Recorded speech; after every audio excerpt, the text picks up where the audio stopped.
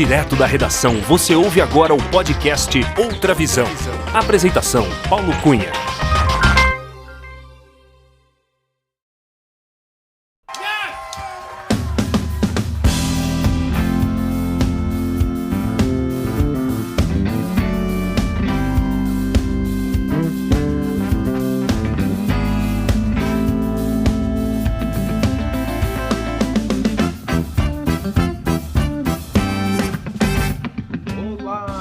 Seja muito bem-vinda, muito bem-vindo ao episódio 51 do podcast Outra Visão. Eu sou Paulo Cunha, o Paulão, e falo da redação da Outra Visão Comunicação em Belo Horizonte.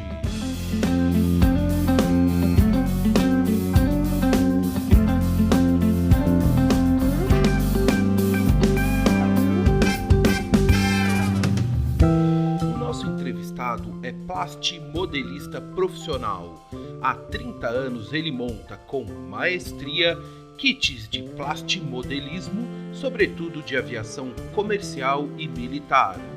Há quase 15 anos ele se tornou um profissional desta atividade e dedica muitas horas executando suas técnicas de montagens e pinturas, reproduzindo em diferentes escalas e com extrema fidelidade nos detalhes as mais variadas aeronaves.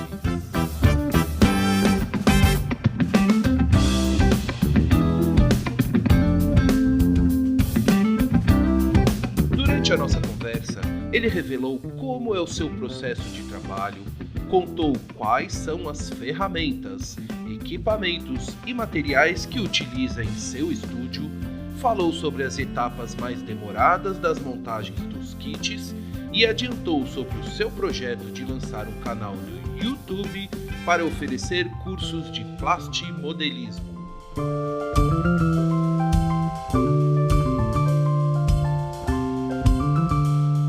Agora imagine que ao longo de 3 décadas, o nosso entrevistado já montou cerca de 3.000 kits, dos mais variados tipos, tamanhos, escalas, detalhes e graus de dificuldade. É uma vida dedicada à arte do plastimodelismo, aprendendo com os mestres dessa arte e colocando em prática as técnicas e experiências adquiridas ao longo dos anos.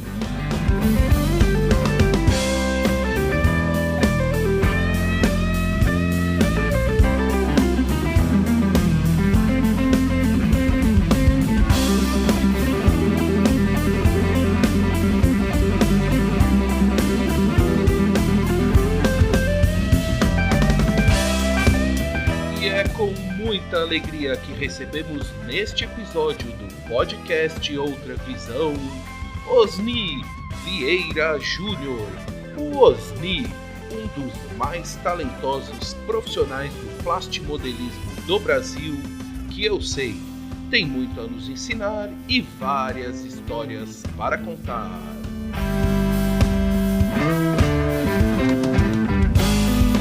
Acompanhe a entrevista.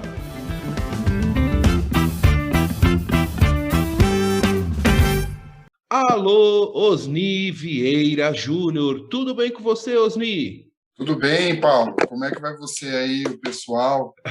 Muito bem, Osni. Osni, seja muito bem-vindo ao podcast Outra Visão.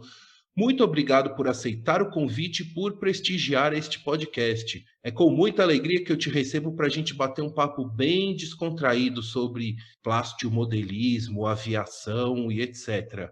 Osni, para começar nossa conversa, eu gostaria de saber de onde você está falando neste dia 8 de março de 2021. Eu estou falando de São Paulo, capital, precisamente no bairro do Ipiranga, bem próximo do Museu do Ipiranga. Ah, que legal. Você está aí no seu estúdio? Isso, aqui na minha casa, eu moro numa casa, né, e aqui no fundo tem uma edícula que eu fiz a minha oficina, né, que é um espaço bem, assim, bem longe assim da casa, que acaba não atrapalhando com cheiro, com barulho. Eu fico mais tranquilo aqui. Então vamos lá. Osni, você é plastimodelista profissional. Eu conheço o seu trabalho, É incrível e impecável o seu trabalho. Mas eu gostaria que você explicasse aqui para os nossos ouvintes o que é exatamente o trabalho de um profissional plastimodelista. Antes de mais nada, obrigado pelos elogios. O trabalho assim, o plastimodelista profissional, na realidade, ele é bem diferente do plastimodelista normal. Por quê? Porque ele vai estar fazendo várias etapas que seria num hobby, teria um tempo maior. Você sendo profissional, você vai ter que diminuir o tempo de operação para poder estar fazendo cada etapa, por exemplo, na montagem, na limpeza das peças, na pintura, enfim, até mesmo na parte de pesquisas de referências, né? No caso, porque às vezes o cliente chega para você, ele pede, no meu caso, que eu só monto aviação, né? Ele pede um avião específico. Quando ele não vem com as informações, eu tenho que entrar com uma pesquisa e mostrar para ele, tanto para a gente até chegar na fase de pintura, discutir detalhes de desgastes, né? Detalhes maiores, né? Porque dependendo do tipo de aviação, ela teve vários períodos, né? Vários ciclos, né? Então a gente tenta ser eu, pelo menos como profissional, eu tento ser o mais preciso possível do que o cliente pede, né? Então o plastimodelista profissional, ele já não encara o modelismo, vamos dizer, o hobby, como um hobby, né? Ele tem que ter eu digo assim, ele tem que fazer uma coisa que ele ia demorar 3 meses em, no máximo, 30, 45 dias, né? Que é o meu caso hoje em dia, né? Que são trabalhos muito minuciosos, né? Com muitos detalhes, como você disse, né? Então, assim, o profissional também ele tem que se ter atenção aos mínimos detalhes, né? De um kit, né? Isso, tem que ter. Que geralmente o pessoal que contrata o modelismo, vamos dizer, o plastimodelista profissional para fazer a montagem de uma coleção, pelo menos dos meus clientes, né, que me acompanham, já vai fazer um bom tempo. Eu tenho cliente eu estou fazendo isso profissionalmente há 14 anos, né, mas vamos dizer, praticando hobby são 30, profissionalmente 14. Eu tenho um cliente que está comigo há 10 anos, né? Geralmente a maioria deles já sabe o que quer. Não chega aqui e fala, então, eu pensei em comprar tal avião, vamos fazer. Não, geralmente já sabe o que quer. Por exemplo, tem uma coleção de Segunda Guerra, então ele já vem aqui, ó, esse cara aqui, ele foi o avião dele, eu quero que você pinte nessa fase da guerra. Então ele já vem já com tudo, vamos dizer, um script para eu seguir. E é óbvio que eu também vou procurar referência para eu poder entregar o máximo possível de exatidão, né, nos detalhes para o cliente, né? Então, assim, conta bastante, bastante mesmo com a parte de detalhismo, né? Detalhismo em todos os aspectos. Detalhismo até na história, desde a história do avião em si, da história do piloto, até da parte que eu diga, né, da história, as evoluções, né, as mudanças na pintura de acordo com o momento ali do ciclo do avião, né? Isso acontece bastante aqui. Então, os seus clientes também têm um nível de exigência altíssimo, né? Pelo que eu estou entendendo. Tem. É engraçado porque, assim, a maioria dos prêmios que eu ganhei em Opens, né, a maioria são de kits que são de clientes meus, não são nenhum dos prêmios que eu tenho, só tem as medalhas aqui, os aviões estão com eles, né? Então, eles escolheram os temas na época e eu coloquei e acabei vendo se estava certo ou não, né? Enfim, se ia dar certo ou não de chamar a atenção do que eles gostam, né? E eu vejo que é um pensamento comum em geral com os outros plastimodelistas, né? Porque eles também, quando vão fazer um kit em específico, eles procuram esses detalhes, né? A maioria dos plastimodelistas, eles são muito detalhistas, né? Então, se eu estou montando, porque assim, alguns dos meus clientes já foram plastimodelistas e hoje não tem mais, um não tem mais, ele diz que não tem mais paciência, outro diz que não tem mais tempo, né? E Uhum. outro diz que não tem a mesma, vamos dizer, o mesmo nível, né? Tem certas coisas que ele não faz, ele parou num certo estágio e daí ele procura vamos dizer, a parte profissional, né? Mas a maioria são todos detalhistas. Osni, antes da gente aprofundar ainda mais sobre esse assunto do plastimodelismo, eu gostaria que você contasse um pouco da sua relação com a aviação. Então, eu vou fazer uma parte um pouco mais resumida, né? Para senão eu vou ficar aqui até amanhã falando. Assim, a aviação. Na minha família, na família assim, não tem ninguém que tenha seguido na carreira, né? A minha paixão, eu lembro, quando eu era bem pequeno mesmo, eu não sei precisar a idade, mas eu acredito que seja um pouco antes dos 7, 8 anos de idade que eu ganhei da minha mãe aqueles aviãozinho que ficava, que bate e volta, sabe? E Aham. era um jumbinho da Varig.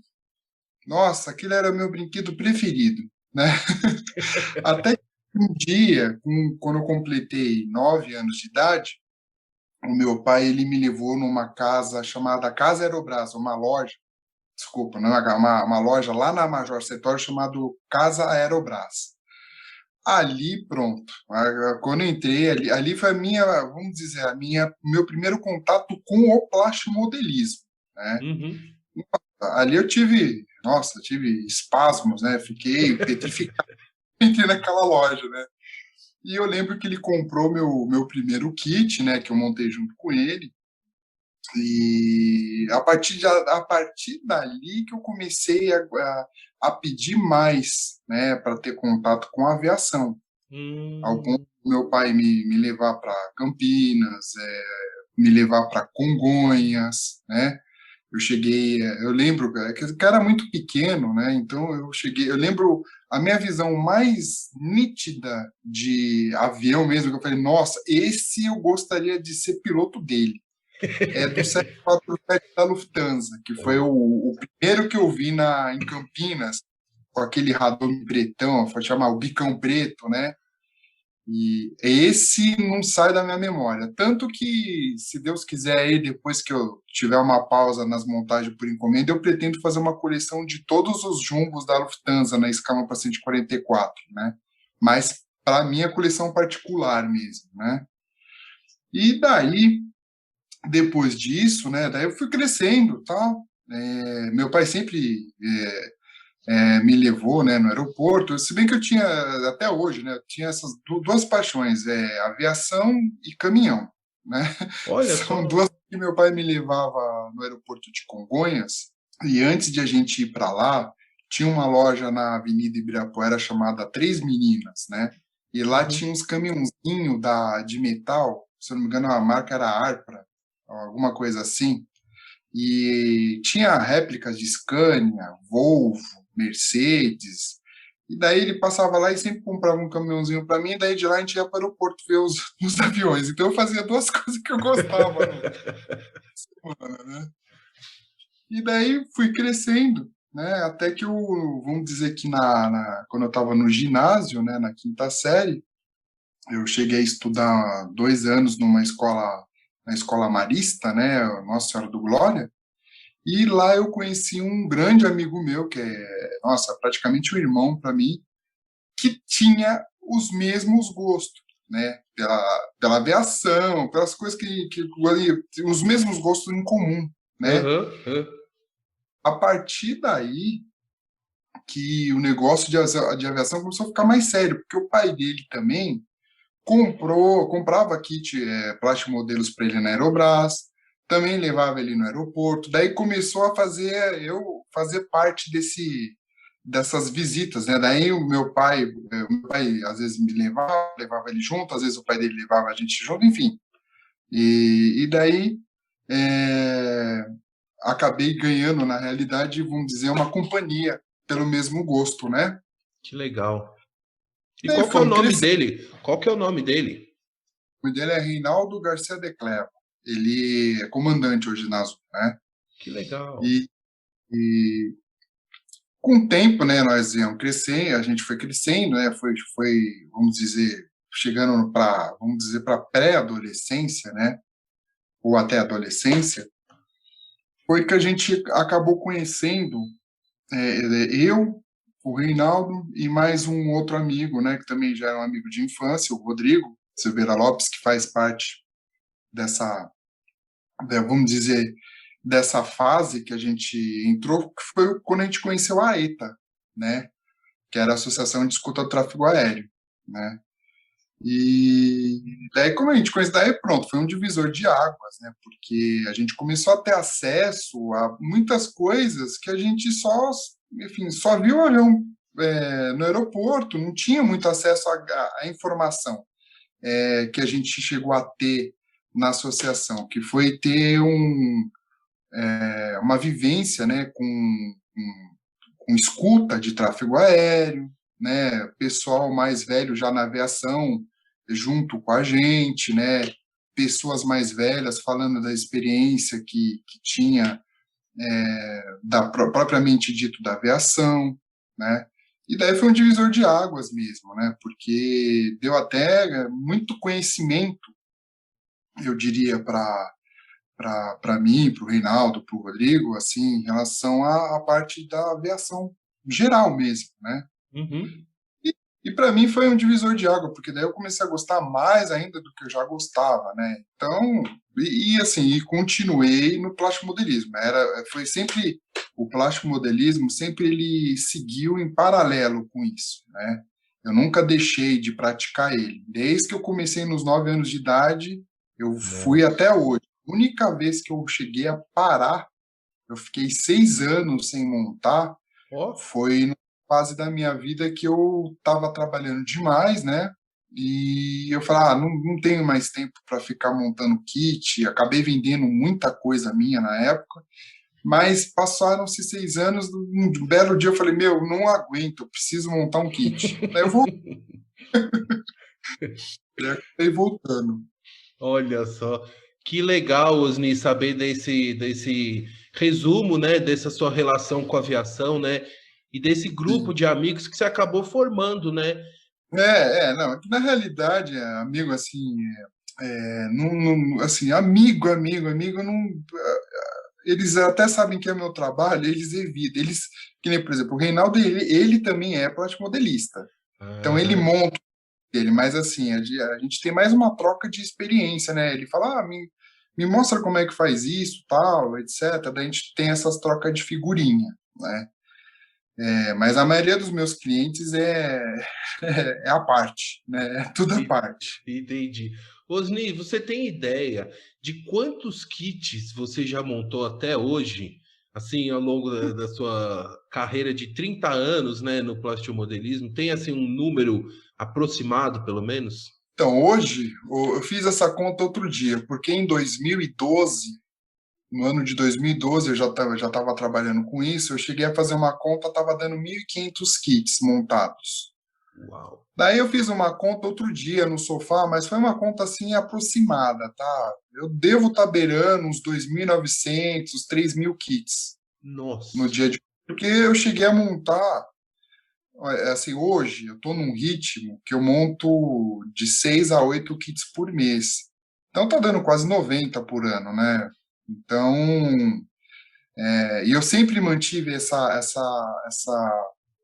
quantidade de montagens, né? Uhum. Claro, tem alguns anos que eu digo que a quantidade foi menor, porque assim, tem uma diferença nisso. Eu comecei a montar muito kits grandes, né? Aviação militar na escala 1 para 32, né? Aviação comercial na 1 para 72. Então, demanda um pouquinho mais de tempo e espaço para poder estar concluindo essas montagens. Diferente da época que eu cheguei a montar, em um mês, quase 30 kits, mas eu estava montando tudo, a maioria de aviação comercial na escala para 144, que são aviões pequenos, né? E aviões pequenos na escala 72 também, né? Então, tem essa diferença, né, no caso. Entendi. Mas eu acredito que eu já devo estar, já cheguei em 3.000 kits, com certeza já. Cheguei em Uhum. 3.000. E qual foi o último kit que você montou, ou qual que você está trabalhando assim no momento, finalizando aí para entregar? Então, agora, no momento, vou ser específico, hoje eu vou começar a pintura de um DC-3, que é um C-47 da Força Aérea Brasileira, na escala 1 para 48. E, ao mesmo tempo, que nem eu disse, eu monto 8 kits por mês. A cada semana, vamos dizer, a cada 10 dias, eu consigo montar 4 kits. Daí são, vamos dizer, que são 20 dias, 8, daí eu deixo os outros 10, né, para poder fazer outras coisas, né? Enfim, viver, né, também, né? Porque não dá para fazer só montar kit, mas hoje aqui na bancada tá o DC, tá o C-47, tá um Super Constellation na escala 72, é um segundo que eu estou fazendo da Real, né? E não, então eu já fiz um outro, é que assim, o É- pessoal, os clientes vêm aqui, eles olham o kit pronto de um outro cliente, dele fala: "Nossa, que legal. Pô, vou comprar um kit para você fazer um igual para mim". Daí vai, quando vai ver, eu acabo montando 3, 4 kits iguais aqui, né? Daí dois Phantoms aqui, né? Agora, para finalizar mesmo, que é a cereja do bolo, que eu estou esperando um cliente vir buscar kit, que daí eu vou ter espaço para acondicionar ele, né?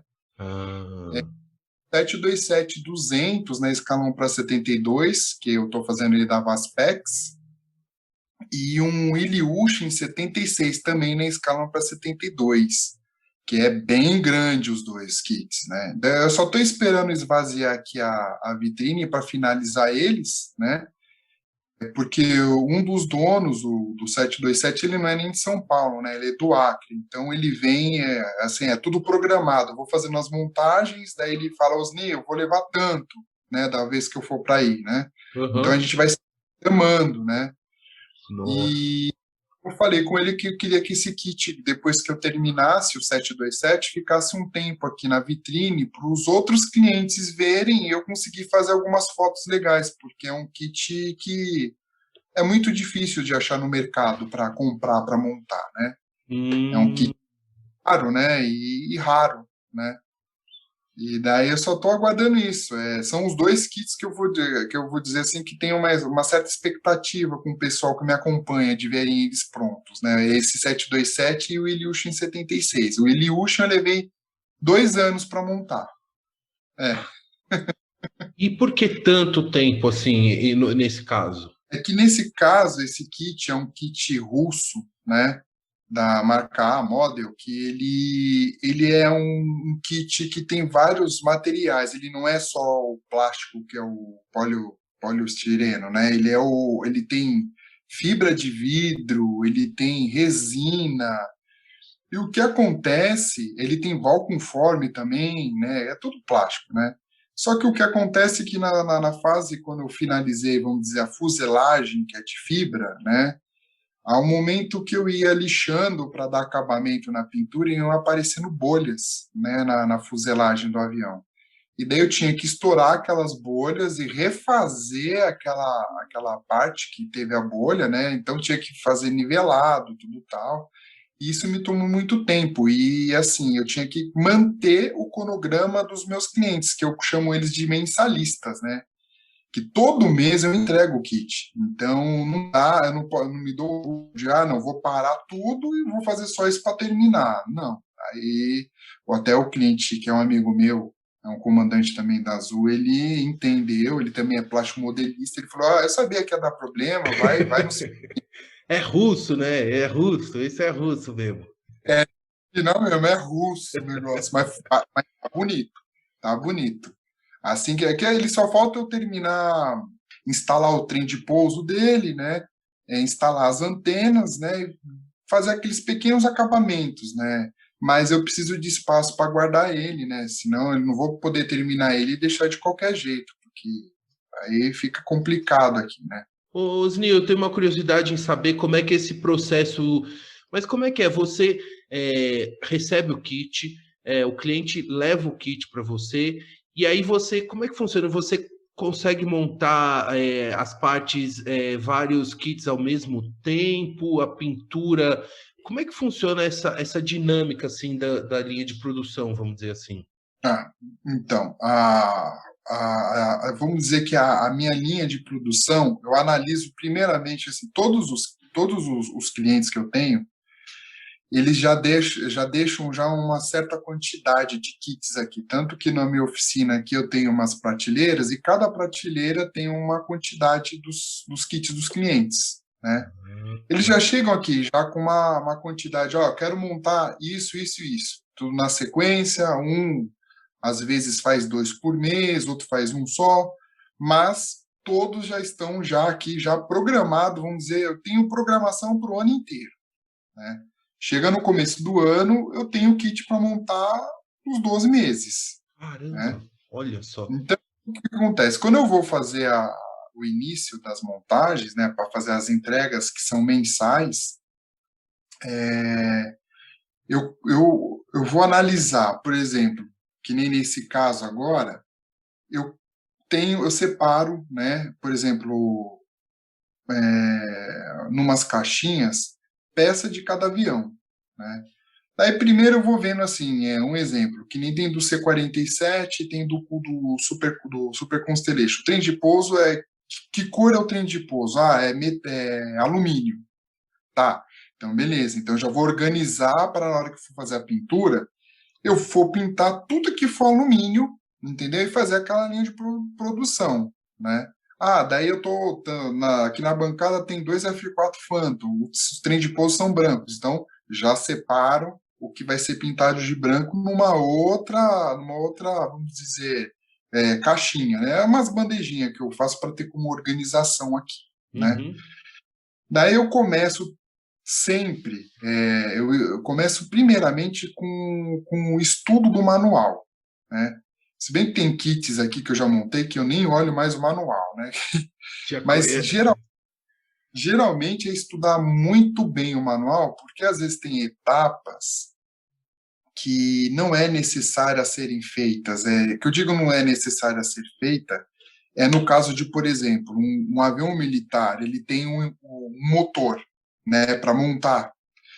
E esse motor, ele tem todos os detalhes para montar ele e colocar no kit. Só que se esse motor não vai estar exposto, não vai estar exposto para você ver, não tem o porquê eu ficar perdendo tempo colocando aqueles detalhes. Mas é óbvio que antes disso tudo eu converso com o cliente. Eu falo, ó, você vai querer com o motor exposto ou você vai querer com o motor dentro da fuselagem? Porque se ele estiver dentro, colei, você não vai ver nunca os detalhes dentro, né? Uhum. A não ser que ele fala, não, Osni, eu quero com os detalhes. Beleza. Daí eu vou lá e monto e demonstro depois no final, tem um detalhe também.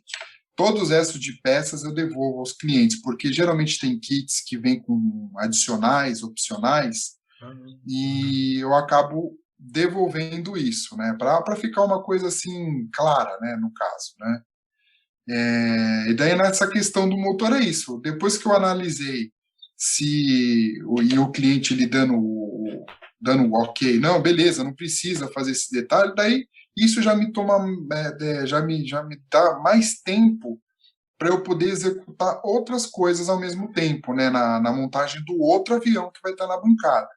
Perfeito. Mas eu sempre estudo o manual, e depois que eu estudo o manual, eu falo, beleza, esse aqui dá para fazer junto com esse outro com esse aqui, beleza. Se eu vejo que tem um que não, assim, vai ser uma montagem que vai atrapalhar o ritmo, né, da produção, daí eu já pego e tento escolher um outro que se encaixe. Ou eu jogo esse daí para ser montado sozinho, não entrar naquela linha de produção. Eu sempre faço essa seleção, né, no caso. Caramba. E daí Então, eu vou desenvolvendo, né? Mas assim, não é uma coisa exata, tá? Porque às vezes acontece problema, às vezes um material aqui, principalmente na parte de pintura, acaba dando reação que não devia, às vezes uma tinta lá não tá legal, né? mas eu sempre vou colocando isso na minha programação na hora do estudo, né? Porque eu sempre tento fazer um briefing de tudo que eu vou fazer. Ah, eu vou fazer isso, então eu já anoto, ó, dia tal, eu vou fazer isso aqui, isso aqui, isso aqui. Já está lá no briefing. Se uma dessas sequências der errado, eu já tenho que voltar para o briefing, ver qual seria a outra opção, qual seria a outra ação para eu tomar, para eu não atrasar e para eu poder resolver aquele outro problema que possa ter acontecido, né? Então, é basicamente, não é que assim, eu digo basicamente, mas é uma coisa próxima como se você fosse operar até um avião também, né? Que você tem que fazer um briefing, ver as possibilidades que podem dar errado, né? Como você vai agir naquela situação, etc. Né? Uhum. É Le- dessa forma que eu procedo, né? Muito legal ouvir seu relato e saber de todo o seu planejamento e organização, né, para essa produção, porque quando a gente vê o avião prontinho, lindo, maravilhoso, a gente não imagina que exige tanta organização e planejamento, né, para essa execução, que como você falou, você produz para um monte de gente, né? Tem kits aí para um ano de kit, né? Então, assim, se não for organizado, não sai nada, né, Osni? Organizar, não, e outra também, tem um detalhe, né? Eu não posso, eu tenho que sempre ter vamos dizer, um plano B, porque, por exemplo, se eu fico doente de repente, ou se de repente acontece algum acidente que seja, eu tive um problema na mão direita, né, por conta de uma artrite, né? Mas por conta de usar o aerógrafo muitas horas, né? Daí, putz, eu fiquei praticamente uma semana sem usar a mão e não podia fazer nada, né? Daí, por isso que eu sempre respeito, né, essa parte de eu me organizar, porque eu sei que se der algum problema no meio do caminho, eu tenho uma folga, né? Falar, ah, não, beleza, eu me organizei para isso ser realizado em tantos dias, mas eu tenho uma folga de outros dias que eu posso contar com aquilo, entendeu? Por isso que é Uhum. muito bom, no meu caso, como plástico modelista profissional, ser organizado e disciplinado, né? Sempre fazer uma programação do que for fazer, né? E principalmente conhecer o material que você está usando, né? Que isso é o mais importante. Eu conheço o material que eu uso, então eu sei o tempo de cada material, principalmente na área da pintura, porque tem que se respeitar todo o tempo de cura, de secagem, enfim, para você não ter problema lá na frente de ficar consertando, né? E não tem como pular etapas, né? Não tem. Ou então vai chegar uma hora que você vai ter que refazer, e aí vai te demandar tempo. Não, então, mas aí vai desde do tipo, do jeito que você cola o kit, do jeito que você monta as peças, é por isso que é importante o estudo, né? A análise, né, do que vai ser feito, né, no caso, né? Osni, eu sei que você até comentou um pouco no início da conversa, que faz os estudos, né, das pinturas, dos prefixos, os detalhes das aeronaves. Me explica um pouco sobre esses estudos e, assim, quais são suas fontes, assim, que você pode compartilhar com a gente? São fotos que são publicadas na internet? São livros? Como é que você absorve essas informações? Ah, tá. Bom, muitas das minhas informações vou dizer vamos dizer na parte militar e na parte comercial, né, da aviação comercial. Na parte militar, eu sempre gostei de história, né? Sempre gostei. Então, eu sempre gostei de ases, aviões, assim, específicos, né, de certas batalhas, né, que nem da parte dos conflitos, né, no caso do Vietnã, um exemplo aqui, o F-4 Phantom do Robbie Olds, né, o F-4 Phantom do Steve Richards, né, enfim, então eu sempre estudei essa parte de conflitos, né, principalmente a parte do conflito árabe, né, que eu acho, nossa, que é o mais top de todos, assim, por conta de você ter uma riqueza de ases, né, essa parte eu sempre gostei de estudar. A minha fonte grande parte foi de revistas, livros, né? E uma outra parte de internet, né? Porque eu sou de uma geração de plastimodelismo que tudo que a gente precisava para se informar, ou era um outro plastimodelista mais velho em alguma loja, né? Ou em algum grupo, ou revista especializada, sempre que aqui no Brasil tinham poucas, né? Acho que tinha quase zero, né?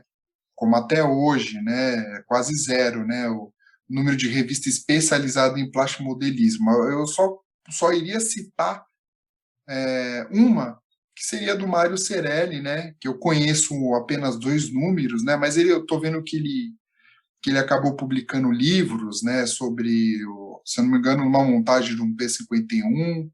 Então, eu acredito que ele seja, hoje em dia, uma referência, eu diria, de publicação sobre plastimodelismo, né, do momento, da atualidade. Mas, na minha época, ou era tentar alguma informação com um plastimodelista mais velho, experiente, ou uma revista importada. Aí, com o Uhum. advento da internet, daí as informações ficaram mais rápidas, né? Mais fáceis de se conseguir, né? Eu acho que foi um dos grandes aliados, né, para o pessoal para fazer pesquisa, né? Osni, E e quem são suas referências assim de plastimodelismo? Assim, tem alguém ou algumas pessoas que foram que você assim são seus ídolos, vamos dizer assim, no plastimodelismo? assim, tem o pessoal da velha guarda, né, que chamam velha guarda, né? Que foram grandes mestres que eu tive o prazer de aprender, estando junto com eles nas garagens, lá, eles montando, eu vendo como é que eles faziam, enchendo o saco deles a perguntar como é que fazia isso. Aqui eu digo aqui em São Paulo. Aqui em Aham. São Paulo, eu tive essa convivência de aprendizado com o Geraldo, né, que ele teve loja de plastimodelismo aqui em São Paulo, né, que era chamada Pro Hobby, né? O Luiz Martini, que é um amigo meu pessoal até hoje, né? Ele fazia parte dessa turma, né? Ele frequentava essas reuniões que o Geraldo fazia, né? Putz, para falar assim, que os principais mesmo que eu tinha mais contato seria o Geraldo, o Martini. Agora tem um outro Geraldo, né, que eu não lembro o sobrenome dele, mas ele era lá tinha uma loja na Vila Carrão, também um ótimo plástico modelista. Assim, todos eu sempre tentei absorver as técnicas de aviação, tá? Perfeito. E assim, eu diria outros plástico modelistas que eu cheguei a ver trabalhos nos Opens, né? Tem uns que já são falecidos, mas eu gostaria de citar, porque o que acontece, que eu acho que é uma coisa bem chata no nosso meio do plastimodelismo, é que hoje em dia o pessoal fala muito de plastimodelista gringo e esquece dos caras bons daqui do Brasil, entendeu? E tem muita gente boa, né? Muita gente que, meu, os caras são bons mesmo, são mestres, né? E a gente, principalmente aqui no Brasil, usamos materiais adaptados ao hobby. A gente não usa o material em si do hobby porque às vezes a gente não tem acesso a ele, né? Ou às vezes o acesso é muito caro, né? Que nem, por exemplo, eu vou citar o Edno Tsukamoto, é um plastimodelista que faleceu já. Ele, se não me engano, é de São José dos Campos. Uhum. Os trabalhos dele era que eu assim, realmente pagava a pau mesmo, era a parte de aviação Força Aérea Brasileira. Eu acho que ele foi mecânico da Força Aérea Brasileira também. E ele mandava muito bem mesmo, né? Entre outros, né, que eu conhecia também, que assim não são de São Paulo, né? Então eu Uhum. não vou citar nome porque eu conhecia mais pelo apelido, mas o único que sempre, vamos dizer assim, que eu poderia colocar, que eu coloquei, me inspirei e falei, não, para a Força Aérea Brasileira, que eu gosto de montar a Força Aérea Brasileira, eu falei, meu, é o Edno Tsukamoto, né? Então esse eu coloco coloco, vamos dizer, como primeiro, assim, como inspiração, né? Mas tem outros, né? Tem o Elarico também, que era da loja HTC, era um amigo pessoal meu também, faleceu, infelizmente, né? Enfim, entre outros aí, né? Ah, legal. É importante fazer esse registro, né? E lembrar, né, de Sim, nomes importantes aí do plastimodelismo no Brasil. E, Osni, uma dúvida que eu tenho é a seguinte: você comentou que você só monta aviões, né? Aviação. Você em algum momento também chegou a montar outros tipos de plastimodelismo, de caminhão, por exemplo, que você que você gostava? Teve alguma fase aí que também mexeu com outras áreas no plastimodelismo? sim. Já montei caminhão, eu tenho alguns caminhões na minha coleção particular para montar, sei lá, num futuro próximo aí, né? Já montei nave da Star Wars, já montei tanque, já montei navio. Eu tô reformando um barco de RC aqui, né? Mas é um cliente, vamos dizer, um extra, né, que apareceu. É que assim, eu digo aviação, é porque é o meu forte, né? É o que eu mais gosto, né? Então é mais fácil de, por exemplo, eu desenvolver o meu trabalho, né, fazendo uma coisa que eu conheço, né? Mas eu monto qualquer, vamos dizer, categoria que eu vá analisar e falar, ó, eu sei fazer até esse dado momento, porque cada categoria tem um tipo de técnica, né? Ah, A aviação comercial tem um tipo de técnica, a aviação militar tem outra, a militaria tem outra, entendeu? E aí vai indo, né? Cada categoria tem a sua técnica específica, que nem um exemplo, o caminhão. Caminhão ali, basicamente, a técnica é você conhecer a parte tirando a montagem, a parte da pintura, todas as etapas de pintura automotiva. Ali você manjando da parte de pintura automotiva, você praticamente consegue fazer uma pintura próxima de um veículo real, né? aham. Sabendo usar verniz, sabendo usar a tinta em si também, né? Daí você consegue chegar bem próximo ali do real, né? Caramba. Ô, Osni, eu sei que tem uma questão dos decalques, né, que são muito importantes nos kits. Sim. Como é que é essa questão, assim, dos fornecedores? Existem pessoas, fornecedores específicos de decalques ou você mesmo produz? Como é que é essa? Então, vamos dizer, na parte de aviação militar, a gente está bem, vamos dizer, bem servido, vai, de várias marcas, né? Mas você acaba tendo que comprar lá fora, né? A parte de aviação comercial tem algumas marcas lá fora boas, né? Mas é a mesma coisa, você tem que comprar lá fora. Aqui no Brasil existe pessoas que fazem especificamente só para um tipo de categoria, que nem a aviação comercial, a aviação militar.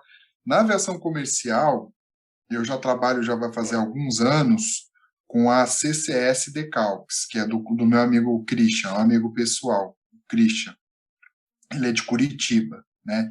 Então, ele tem o catálogo dele lá, né? Com vários tipos de aviões na comercial e várias empresas. E quando um cliente chega, eu vejo o que tem no catálogo dele e acabo solicitando para ele. É, no mercado nacional, é ele, para aviação comercial. Até teve um outro rapaz de Campinas que tentou entrar vamos dizer, no mercado, Uhum. mas não teve muito por conta de ele não conhecer, talvez, vamos dizer, a categoria, né? Então, ele acabou fazendo muito decalque fora, assim, sem as dimensões corretas para os aviões nas escalas, enfim. Acabou não conseguindo se estabelecer no mercado, né?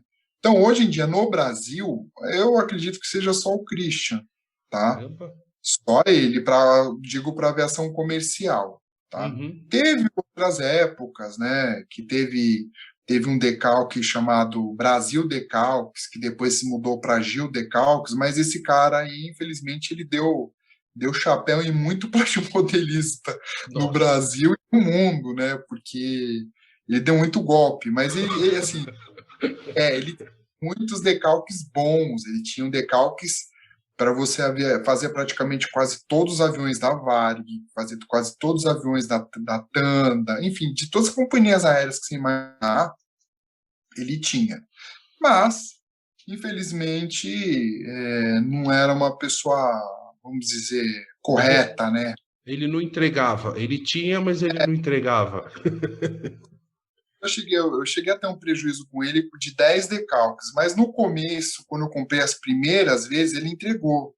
Só que, de repente, um belo dia, ele começou a não entregar os decalques pro pessoal, né? Ele começou a dar golpe, né?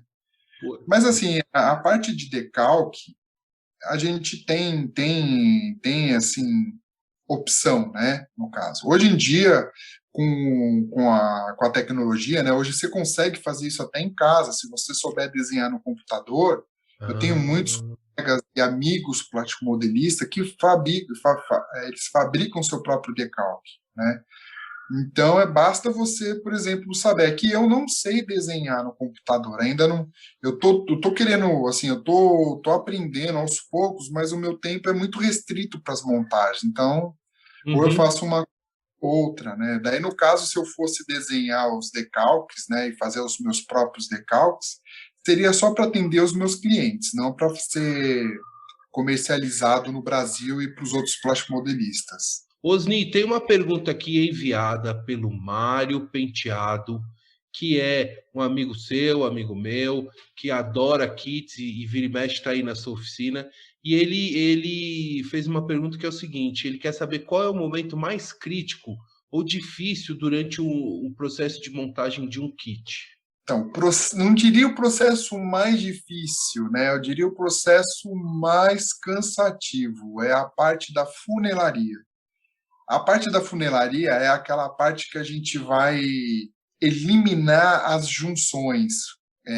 Quando a gente junta uma fuselagem da outra, fica uma fenda, né? Fica aquela linha. Então, tanto fuselagem para asa, colar as asas, daí fica uma fenda, a gente tem que trabalhar aquela área.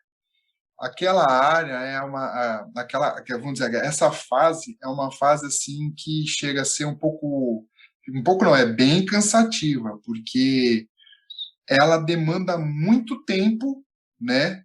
E às vezes tem que fazer muitas vezes retrabalho, porque você acaba eliminando ali. Eu uso massa, o pessoal do hobby usa put, né? De marca, né? Da Tamiya, daí tem da Amomig. Eu uso massa de reparos rápidos de funelaria mesmo, de produto automotivo, que é basicamente a mesma coisa, só que não está sendo vendido, vamos dizer, não está sendo vendido como um produto de hobby, né?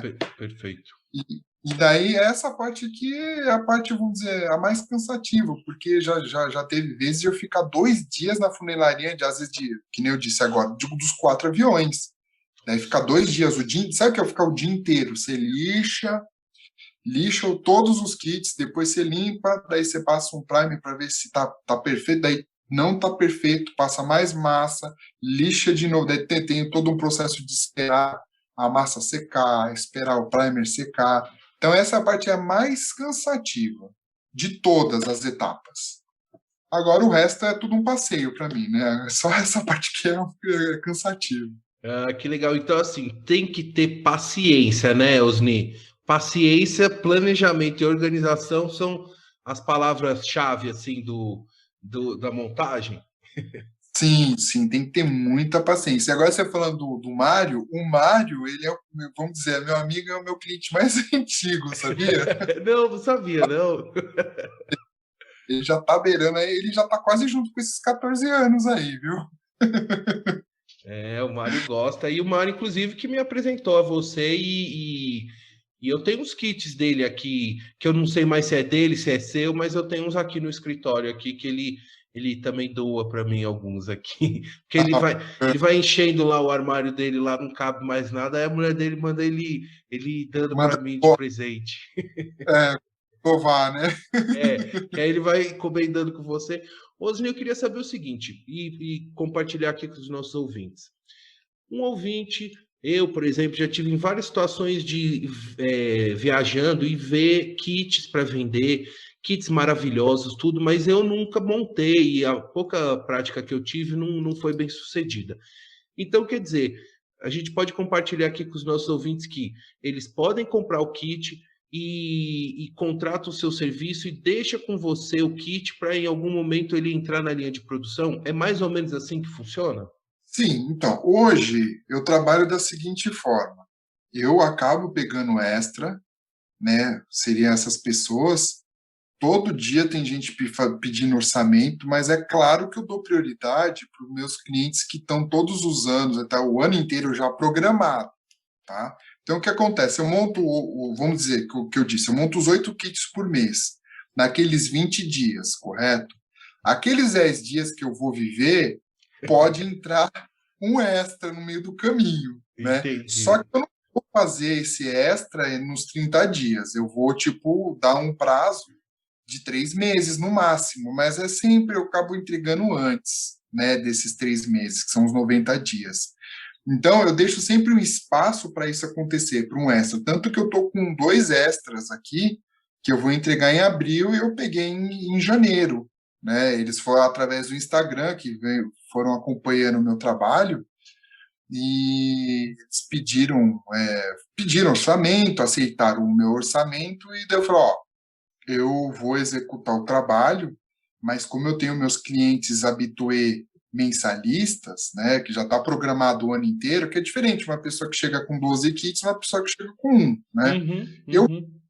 vou montar, mas eu vou dar um prazo assim um pouquinho maior para entregar, porque a prioridade é o pessoal que está todo mês, né?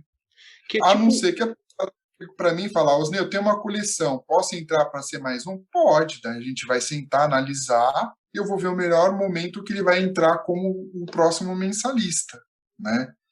Mas eu aceito sim, pode trazer, e também a partir do mês de abril eu tô tentando dar o start no meu canal do YouTube, com dicas, com algumas montagens, tentando fazer até uma espécie de um grupo fechado, membros, e dar aulas específicas, né? Mas eu só estou precisando me organizar aqui nas minhas montagens, e eu vou começar a dar aula online e, se possível, depois dessa bendita vacina aí, uhum. presencial para quem for de São Paulo. Vou tirar pelo menos uns 2 dias a semana para fazer isso, né? Que, Então, porque tem muita gente que às vezes compra o kit e ele quer ter a experiência de montar. Ele não quer, sabe, comprar e ver outra pessoa montar. Ele quer ter aquela experiência. uhum. Então, dá para fazer isso assistido e a pessoa pode chegar num resultado bom, mesmo sendo o primeiro kit dela, né? Mas isso é um projeto que eu estou primeiro organizando a casa aqui para depois dar o start, né? Ah, que legal. Estamos na torcida aí e vamos prestigiar o Osni aí quando lançar esse canal no YouTube, Osni, porque o seu Instagram já tá um sucesso, né? Pessoal, aqui ó, até compartilhando com os ouvintes, vai estar na descrição desse podcast os links do Osni e o pessoal tem que ver o Instagram do Osni, que tem fotos de kits maravilhosos, né, Osni? Me conta aí do seu Instagram aí, como é que é? Você toda semana está publicando? Como é que é a sua. Então, toda semana eu não estou conseguindo postar, né? Mas então estou colocando algumas coisas que eu tenho já arquivada, né? De imagens, né? Que eu não coloquei, e daí eu vou colocando. No Instagram, eu estou tentando fazer uma seleção de alguns kits em alguns kits específicos que vão saindo aqui da produção, né? Não todos, para não ficar uma coisa muito extensa, né? Então é só para a pessoa ver, ah, legal, tal. Daí eu também tento fazer essa seleção, ah, esse kit é legal, colocar lá, tal, né? Porque na hora que eu ativar o YouTube, né, os vídeos, daí o Instagram ele vai servir mais como, vamos dizer, uma parte de arquivos dos kits prontos, né, que foram mostrados em vídeos. No- Esse é meu objetivo. Hoje eu estou colocando tudo que eu fiz, que eu não tinha nada em vídeo, fui registrando as montagens, né? Eu também tenho uma página do Facebook também, mas eu tô trabalhando ela para ver se eu faço uma coisa específica só de modelismo linkado com o YouTube. Então, tem muita gente que acaba me procurando no Facebook e acaba pedindo solicitação de amizade lá na minha página pessoal. Eu não estou aceitando porque eu vou fazer uma mudança lá, né? Eu vou tirar tudo que é pessoal e só vai existir só plastimodelismo, né? Então, eu estou nessa fase de transição, né, no caso. Agora, o Instagram, também eu vou tentar ver, também não, tentar, eu digo até errado, né? Tentar, vou fazer a parte dos vídeos no Instagram também, né? Isso. É tudo questão de organização e também o que eu quero colocar lá é, inicialmente, muita coisa de aviação comercial, porque a categoria no plastimodelismo, nessa parte de aviação comercial, eu acho que ela é muito renegada, né? Você vê muito vídeo de YouTube de montagem de avião da Segunda Guerra, aviação militar a jato, né? De todas as, vamos dizer, de todas as categorias, né? No caso da aviação a jato, né? E você não vê aviação comercial, você vê pouca coisa de aviação comercial, né? Olha Então só. eu quero dar um primeiro start nisto, né? Colocando mais em ênfase, mostrando mais como é o plastimodelismo categoria aviação comercial. Daí depois eu vou indo para as outras categorias, né? Mas inicialmente é o comercial, que é o meu forte, né? Eu digo, meu forte de encomendas, né? E de mão de obra, né? É o que eu mais montei até hoje. Se eu for fazer uma contabilidade, a aviação comercial ela está ganhando da aviação militar, né? Ah, que legal. Eu tenho muito, É, embora eu já tenha ido visitar pessoalmente o seu estúdio e já vi como é que funciona, os equipamentos que você tem, mas eu gostaria que você compartilhasse com os ouvintes sobre ferramentas e materiais que são assim fundamentais para ter num estúdiozinho de plastimodelismo. Me conta um pouco dos seus equipamentos e materiais que você tem, são vários tipos de colas, enfim, conta um pouco aí do universo aí do seu estúdio. tá. O material básico, né? Você precisa ter um alicate bom para separar as peças da árvore, né? No caso, um estilete bom, uma lixa, né? Uma lixa de gramatura de 300, 400, mas de 300 é bom para fazer aquela parte de lixar mesmo a parte de rebarba, a parte na hora onde você vai dar acabamento ali para fazer a colagem, né? E limas, né? Eu gosto muito de usar limas também para fazer essa parte, né? Essa parte de material básico. Agora, cola. Cola, eu uso três tipos de colas, né? Eu uso aquela cola que eles chamam de Bonder, né?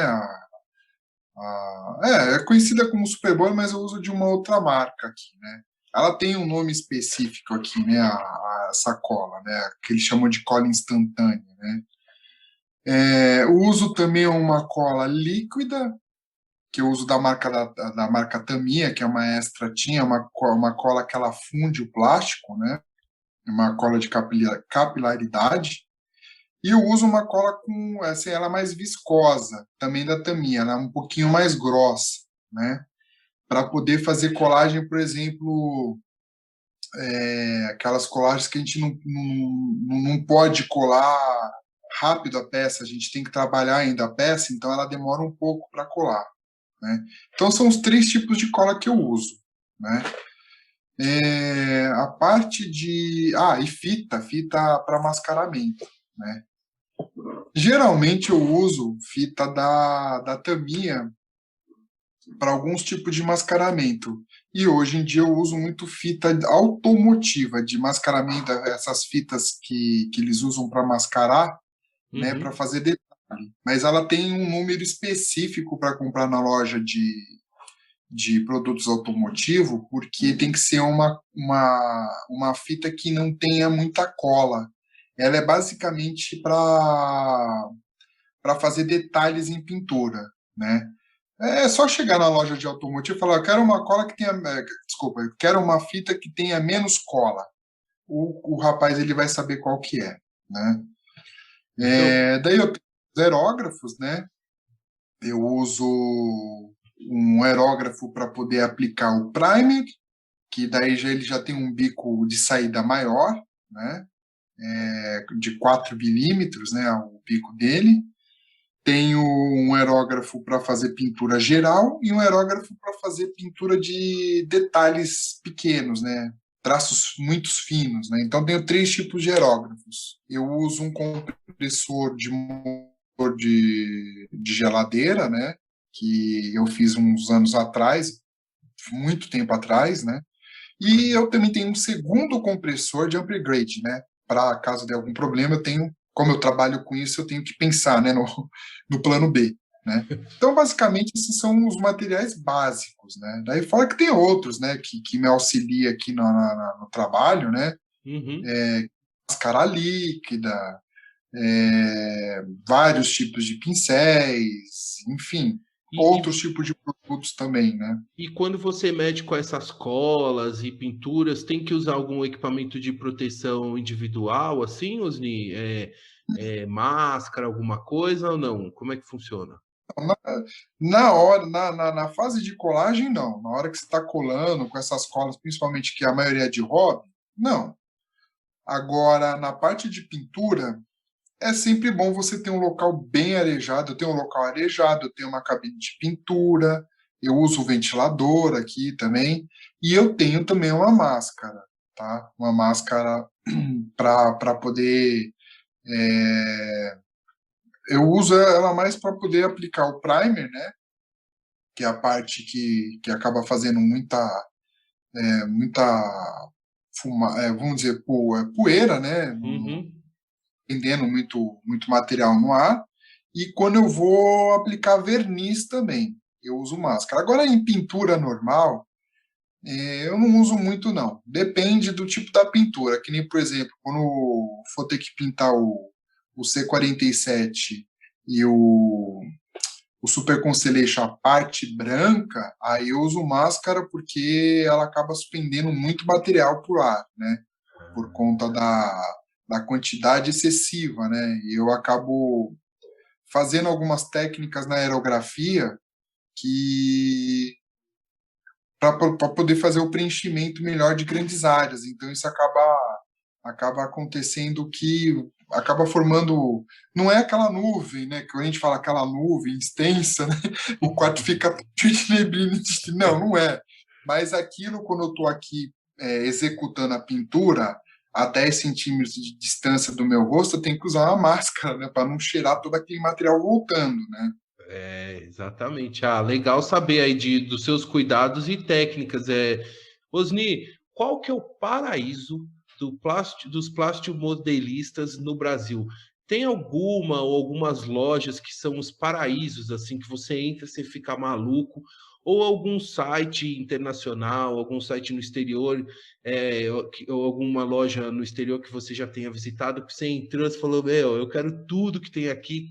Me conta assim, quais são as grandes lojas e as grandes marcas de plastimodelismo no Brasil e no mundo? Então, o que eu poderia dizer que, nossa, sempre foi, era legal, já não existe mais em São Paulo. Em São Paulo, praticamente todas as lojas não morreram, né?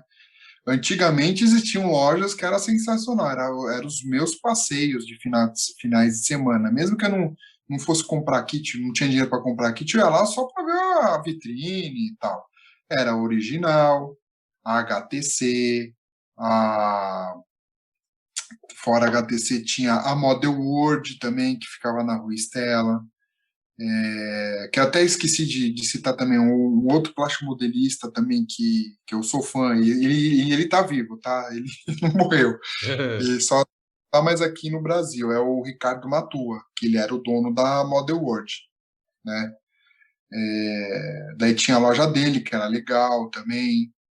E mais antigo tinha a Casa Aerobras, tinha a Mobral, tinha um monte de loja, né, da parte da infância. Agora, na atualidade, no exterior, eu não conheço nenhuma loja assim que eu tenha ido no exterior. Só online, só virtual. Que eu comprei muito em loja na China, que é a Lucky Model, a Hobbies. Então, na China, a Lucky Model, a Hobby Easy, né, que são as lojas hoje que você consegue comprar bastante coisa lá fora, né? Daí tem a Hanatas também, que você consegue comprar mais material para quem curte aviação comercial. Tem bastante coisa lá, né? A Mas Hamleys. não, a Hanatas fica Ah, na tá. Inglaterra. Uhum. Hanatas. Daí tem a Spru Brothers, né, nos Estados Unidos. Daí tem o famoso eBay, né? O eBay que todo Ah, mundo compra, né? Eu, assim, eu não compro assim no eBay, eu compro mais nessas lojas que eu citei, né? E hoje em dia eu também parei porque o dólar tá alto pra caramba, né? E, assim, marca de kit. Eu sou fã mesmo. Dá até vontade de chorar de emoção quando cai aqui na mão para montar, porque é um passeio. São os kits da Tamiya na escala 1 para 32. Os da Segunda Guerra, principalmente. São kits que você dá, dá até medo de chacoalhar a caixa e o kit já cair pronto na sua mão, entendeu? no- Porque as peças elas encaixam perfeitamente. Assim, não tem muito gap na montagem. Não, é perfeito. É um passeio. É É inglês esse kit? O que de japonês. japonês? Então, tá um lugar que eu gostaria de conhecer no mundo antes de morrer é a fábrica não, o escritório da Tamiya lá em Shizuoka, se não me engano. Esse eu quero conhecer, eles têm um museu lá, tal, eu quero conhecer pessoalmente. A marca que eu gosto é a Tamiya, japonesa. Eu gosto da Revell, alemã, né, a parte de aviação comercial, né? A Sveda, que é uma russa, também na parte de aviação comercial. E deixa eu ver uma outra aqui também que eu curto. Acho que vamos dizer que as principais são essas três. Então, quer dizer, esse mercado hoje, para compra, ele está concentrado em compra online. Basicamente é isso, né, Osni? Não tem mais a Sim, loja física assim, é tudo online e, pelo que eu entendi, muita coisa que vem da China também. sim, basicamente é isso. Hoje em dia ainda existe HTC, né? Mas não é o que era antes, né? Hoje em dia a loja ela assim, tem kit lá para vender, mas não tem muita novidade. Ainda existe, né?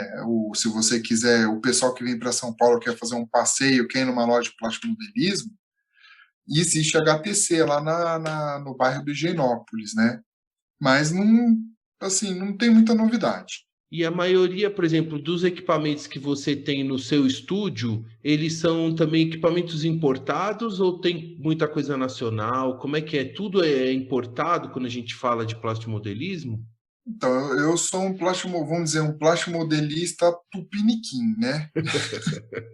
Eu gosto, todos os meus aerógrafos são todos nacionais.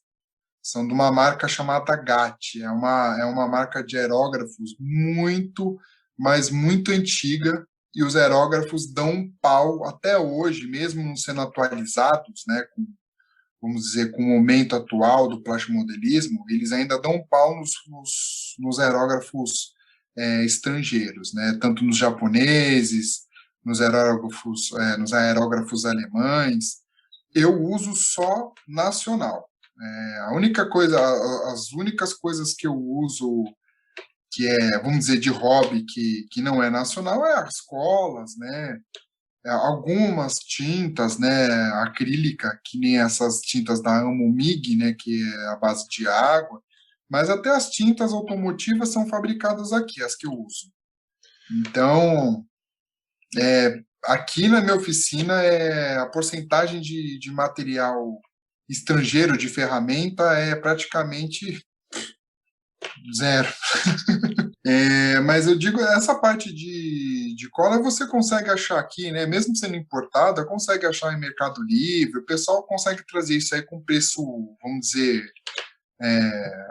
mais ou menos bom ali, entendeu? O que eu digo de ferramenta, no caso dos aerógrafos, é se, por exemplo, quebra algum aerógrafo meu que seja importado, aí eu ia estar lascado, porque material para você fazer a reposição de alguma peça, eu ia pagar muito caro, né?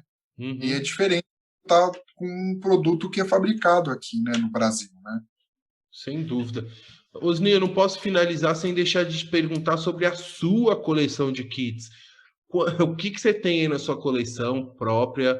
Você falou da Lufthansa, que você quer montar alguns kits da Lufthansa, né, para você, para sua coleção, mas o que que você tem hoje na sua coleção pessoal? Então, na minha coleção pessoal, eu não tenho ainda nada montado. Eu tenho tudo em caixa. Eu tenho, vamos dizer que eu tenho a minha aposentadoria ali, né? Mas eu tenho basicamente uma coleção bem pequena, tá? Por conta de montar muitos anos por encomenda, eu fui vendo a quantidade de kits que eu montei, eu não ia ter espaço para guardar. Então eu peguei e falei assim, vou fazer os aviões que eu mais gosto, né? Daí o que eu tenho? Eu tenho todos os modelos de 747, né, na escala 1 para 144 da Revell. Eu tenho o 100, tenho o 200, tenho o 400, eu Nossa. tenho o 7478 de passageiro e eu tenho o 7478 cargueiro, né, o F, né? E assim, eu tenho uma quantidade, vamos dizer, de 747, eu tenho 4 de cada, né? Para fazer de algumas companhias que eu quero fazer. Claro que, primeiramente, né, o que eu vou iniciar são todos os 747 que a Lufthansa opera e operou, né? Daí, mudando de avião, eu tenho o Focke-Wulf 190, que é o avião da Segunda Guerra que eu mais gosto. Esse eu tenho uma coleçãozinha pequena também, tem uns 4, 5 aviões, se não me engano, né? Mas também tudo na escala 1 para 32. Mas esse eu já estabeleci, que nem meus clientes, todos os meus aviões eu já estabeleci qual vai ser a pintura, qual vai ser, enfim, está tudo estabelecido isso. E eu tenho também uma coleção de F4 Phantom, né, que eu gosto, é o avião que eu mais gosto, né? Eu já cheguei, esse é na escala 32. Eu cheguei a ter desse F4 Phantom, eu cheguei a ter 17 kits. Mas daí eu pensei assim, meu Deus, depois que eu montar, eu tenho aqui 2 F4 Phantom 32 de cliente montado, que ele deixou aqui na vitrine para ser vitrine para os outros clientes mesmo, né? Eu olhei para os dois e falei, eu não vou ter lugar para guardar 17 Phantoms, né? Daí o que eu fiz? Eu escolhi uma força aérea que eu gosto muito na pintura do Phantom e falei, vou fazer ela. Daí eu separei 4 Phantoms para fazer da Luftwaffe, né, da Força Aérea Alemã. Então, o resto eu vendi tudo, vendi para cliente, montei. E para finalizar, eu tenho meus caminhões, né? Eu tenho a Scania que, não sei se você lembra daquela série que teve na Globo, Carga Pesada, mas da década de 80, né? Aquele A Scania, laranja, assim? Isso. Eu tenho essa Scania que eu quero fazer do seriado, eu quero fazer ela na mesma cor, né? Do mesmo jeito do seriado. Daí eu tenho mais uma outra Scania, né? Que já é um pouquinho mais nova que essa, mas também é antiga, né? Não é essas atuais. Cara chata, é da década de 80, né? E tenho mais 2 Volvos, né? Que eu gosto também da marca, né? Também já é cara chata, mas é um primeiro Volvo que chegou no Brasil em 97 ou 98, se eu não me engano, que é o FH12, né? E o último, né? Assim, eu pretendo comprar mais uns 2 ou 3 caminhões que eu gosto, né? Mas eu também estou me segurando, né? Porque se começa esse negócio de comprar, quando você vai ver, se não tem mais espaço, daí você fala, pô, vou montar, vou colocar onde, né? Então, nesse quesito, eu sou mais contido, né? Mas eu tenho muitas vontades, né? E outra, agora eu tô eu estou numa fase da minha vida também que eu não falei aí na entrevista, mas assim, eu tenho formação de comissário, né? Ah, E tô também agora assim, eu tô prestes a realizar o meu sonho de me brevetar como piloto privado. opa, é mesmo, Osni? Então me conta, você tem o curso de comissário de voo e também já está fazendo PP, já está brevetado, como é que é? Sim, não, o curso de comissário eu tenho desde 2009, foi quando eu fiz o curso, né?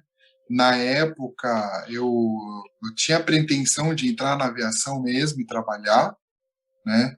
Mas assim, fiz o curso, acabei participando até de duas seleções, né? Uma na TAM, uma na Gol, mas infelizmente na época eu não passei por conta de uma prova de inglês, mas enfim, vida que segue, né? E agora, foi em 2017, me deu um estralo, eu falei, poxa, meu, já tive negócio e tal, e cara, eu vou realizar meu sonho, cara, vou fazer meu curso de piloto, né? Sem pretensão, não quero, vou trabalhar na vida, não, eu vou realizar meu sonho.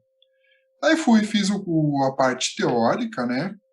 E agora, né, na hora que eu ia começar a fazer, agora não, né? 2020, que eu estava pretendendo já me preparar para fazer a parte da parte prática, né? A parte de horas de voo, vem a pandemia, né? Daí eu falei, agora eu vou me segurar um pouco, vou esperar, né? Daí depois eu retomo. E você Mas fez o curso de piloto privado aonde? No Aeroclube de São Paulo? não, eu fiz na escola EACOM, que é o mesmo lugar que eu fiz quando eu fiz o para comissário também em 2009. Com Eu fiz o curso, Bertolucci. eu fiz o curso teórico lá na EACOM, né? Agora a parte nas horas de voo ainda eu tô assim tô analisando, né? Dois lugares para fazer. Talvez eu faça fora de São Paulo ou aqui mesmo em São Paulo, né?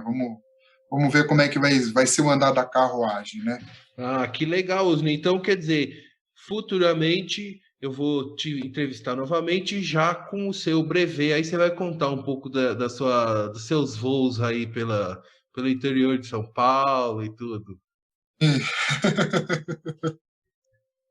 É verdade. Eu posso dizer que tenho que agradecer que eu ganho com o hobby, porque tem muita gente, até melhor do que eu, tá, em nível de montagem e, assim, não ganha. Não ganha. Hoje realmente eu consegui estabelecer vamos dizer, um trabalho e, assim, eu tenho a segurança que todo mês está ali, eu tenho cliente que a gente tem fechado trabalho para anos, né? Então, Que eu tenho que dar legal. graças. É porque, pelo que eu percebi também, Osni, você não vende, o seu trabalho vai muito além de montar o kit, é a relação de confiança que estabelece, né? Que isso Sim, não tem preço, né? É confiança, isso é uma construção, né? sim, sim, isso é verdade. Falou tudo. É uma relação de confiança mesmo. Osni, vou finalizando aqui a nossa conversa. Eu quero agradecer muito a você pela confiança e por prestigiar aqui o podcast Outra Visão. Muito obrigado por compartilhar um pouco da sua história, da sua trajetória, do seu conhecimento. Foi muito legal, eu gostei demais. Eu também quero agradecer a todos os ouvintes que escutaram até aqui essa conversa, dizer que todos os links do Osni vão estar na descrição deste podcast. E para finalizar, Osni, eu gostaria que você deixasse um recado final aqui para os nossos ouvintes. Ô, Paulo, eu que agradeço a oportunidade. É bacana isso que você está fazendo,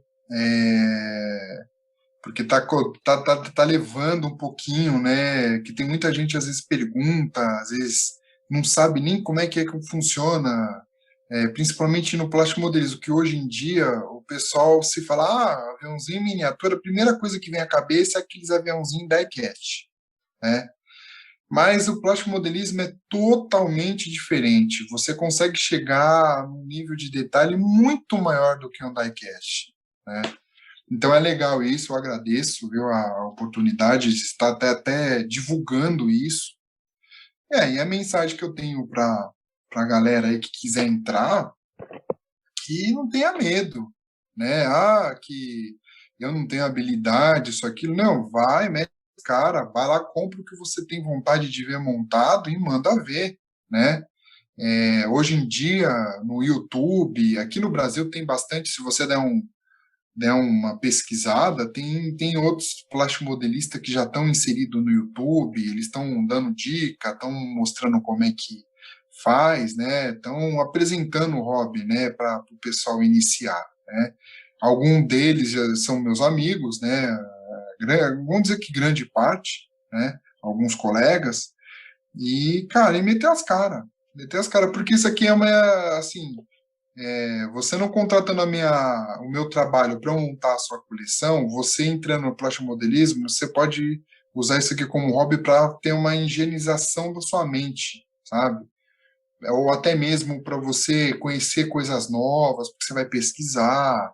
Mas isso aqui é uma terapia para quem faz como hobby. Ah, que legal, Osni. Muito obrigado pela mensagem final de incentivo aos futuros plastimodelistas e como uma atividade de hobby que é sempre muito legal. Muito obrigado, bons trabalhos para você, bons voos para você. Paulo, obrigadão, tchau, tchau.